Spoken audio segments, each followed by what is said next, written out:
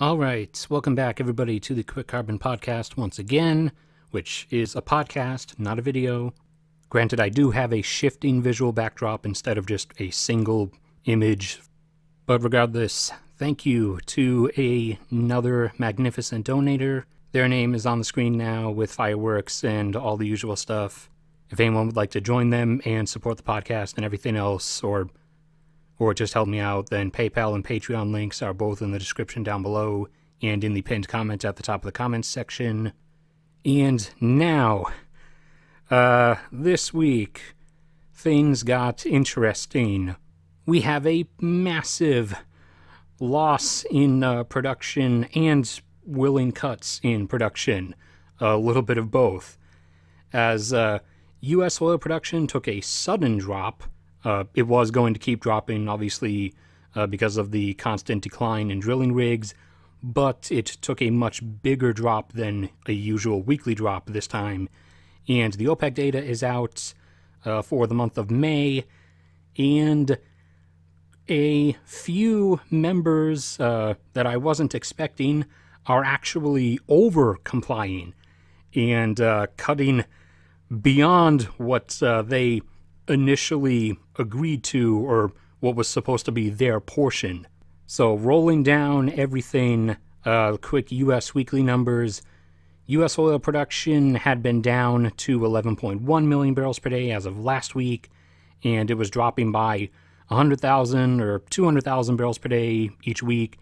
However, this week it dropped abruptly all the way down by 600,000, down to 10.5. So continuing well on its way down to the roughly 10 or so it was expected to drop by based on the number of rigs that have been lost.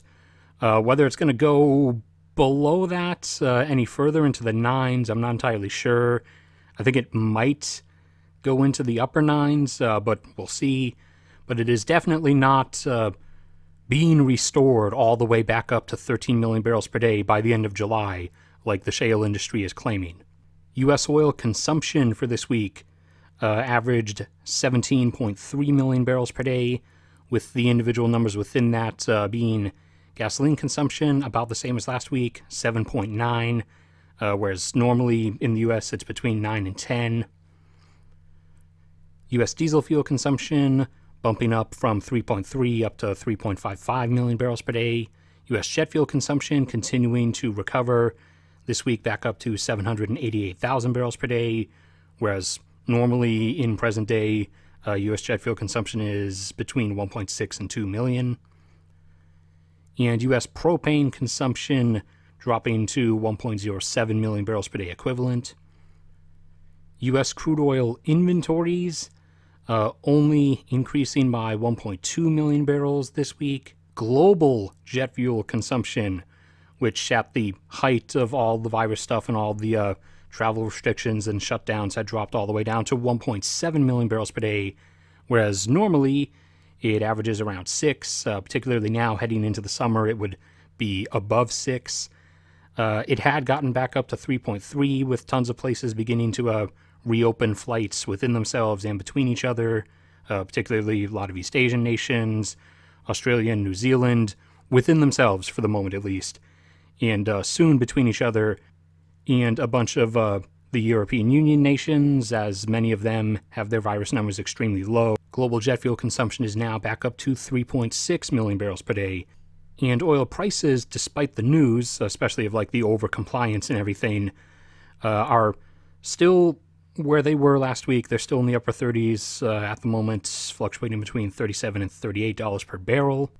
Now, the monthly shale data came out, so we'll do that for the middle section here. For the shale plays, U.S. Permian Shale in West Texas and eastern New Mexico over the course of May dropped from 4.38 down to 4.27 million barrels per day, and its natural gas production didn't actually really change. It dropped like a minuscule bit from 16.05 down to 16.04 billion cubic feet per day. The massive natural gas Appalachia Shale stayed the same for the most part over the course of May, remaining basically at 32.7 billion cubic feet per day. The Bakken Shale in North Dakota continues to wither and die, dropping from 1.13 down to 1 million barrels per day. Before all this started, it had been holding itself up at 1.5, and its natural gas production took a decent drop from 2.77 down to 2.27 billion cubic feet per day. The Eagle Ford Shale in eastern Texas basically held the same. Oil-wise, it's only declined from 1.21 down to 1.2 million barrels per day by the end of May, and its natural gas production dropped from 6.48 down to 6.43 billion cubic feet per day. The Niobrara Shale dropped from 660 down to 638,000 barrels per day, and its natural gas went from 5.52 down to 5.39 billion cubic feet per day. The Anadarko Shale dropped from 462 down to 442,000 barrels per day, and the natural gas production for the Anadarko Shale dropped from 6.73 down to 6.6 billion cubic feet per day. The Haynesville Shale, underlying the tri-state border area of Texas, Louisiana, and Arkansas, continues declining from 12.02 down to 11.83 billion cubic feet per day. And the smaller natural gas shale, the Barnett Shale in north-central Texas, began accelerating its decline from 2.8 down to 2.6 billion cubic feet per day. So some shale plays actually holding while the others are doing more of the drop. And obviously it won't be until next month when we get the data for this month that we can see who contributed to that abrupt 600,000 barrel per day drop. But moving on from that to our grand finale alley, the OPEC production data for May.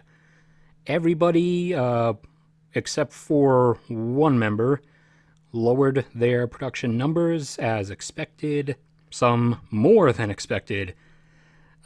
Saudi Arabia, obviously the biggest, lowered themselves already all the way down to 8.5 million barrels per day, and they've promised to go all the way down to 7.5. Kuwait, who was up at 3.1 million barrels per day, was expecting them to go down to 2.5, but they're actually dropping themselves way down and are going even further. They're already down to 2.2 million barrels per day.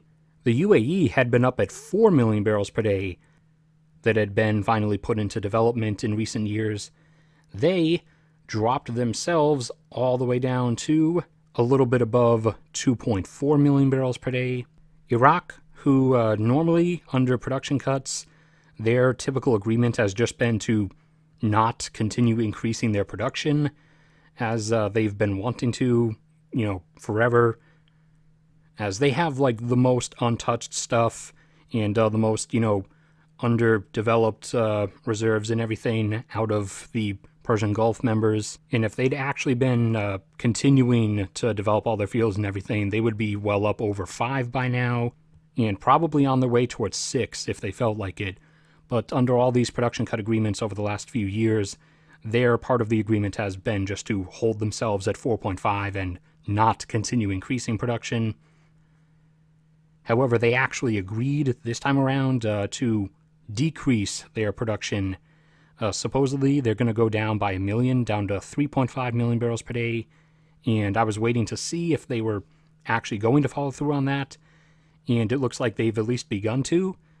They lowered themselves over the course of May from 4.5 down to 4.2.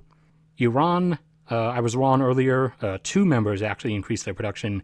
Iran's production went up by a tiny bit from 1.97 up to 1.98 million barrels per day. Their production had already been down so low under the sanctions and everything, and barely above their domestic oil consumption levels, which are usually around 1.8 million barrels per day. Venezuela, not by a willing production cut, but just by abrupt further production losses because of the ongoing collapse of everything there, took an abrupt drop from 737,000 barrels per day down all the way to 573,000 barrels per day. And far, far down from their former plateau of 3 million barrels per day Algeria, who usually doesn't commit that much, is actually going beyond what they would normally do, and they dropped themselves by about 200,000 from a little over 1 million barrels per day down to 812,000 barrels per day. Angola had promised to contribute a little bit, and they have, it seems so far at least. We'll see if they maintain it.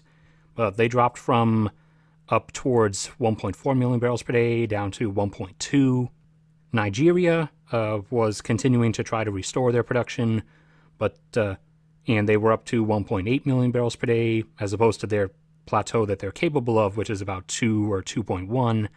But under the OPEC Plus agreement, they agreed to stop trying to restore their production and lower themselves back down actually to 1.5.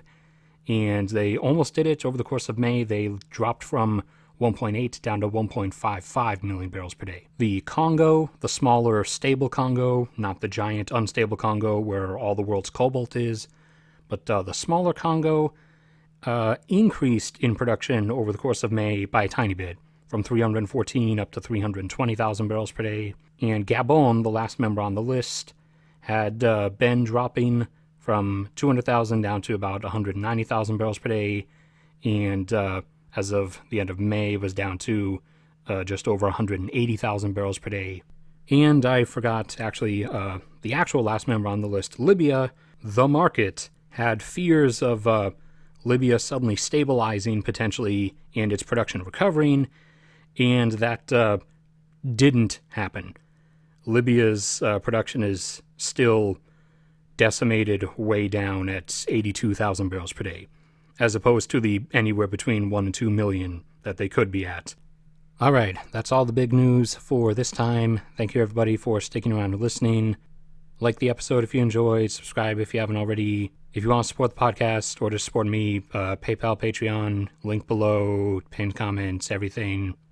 May God protect you all, and I will see you all around next time.